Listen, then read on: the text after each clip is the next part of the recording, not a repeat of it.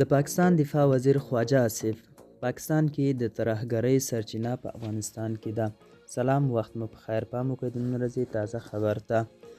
د پاکستان دفاع وزیر خواجه محمد آصف پاکستان کې د ترهګریزو پیښو سرچینه په افغانستان کې بللي او ویلي دي چې اسلام آباد له هڅو سربیره طالبانو په دې برخه کې هیڅ پرمختګ نه ده کړی.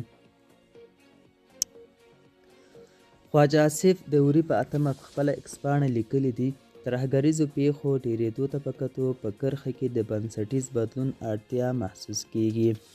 نوموړي ادعا کړې په پاکستان کې د اورپکۍ سرچینه په افغانستان کې ده او زموږ له هڅو سربیره سره له دې چې طالبان پوهیږي له خاورې ترهګر په پاکستان برید کوي په دې برخه کې هیڅ پرمختګ نه ده کړی.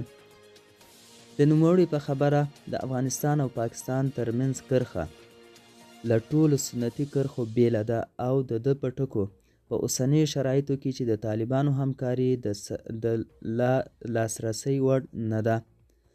اسلام آباد اړ نه ده څو په دې کرښه کې ټول نړیوال قوانین پلي کړي. څه موده وړاندې د پاکستان دفاع وزیر ادعا کړې وه چې ملیشې د افغانستان خاوره په دغه هیواد کې د بریدونو لپاره کاروي. نوموړي زیاته کړې وه چې د دغو بریدونو ځینې اسان چارې څارل شوي دي او په خبره اسلام آباد دا موضوع له طالبانو سره شریکه کړې ده.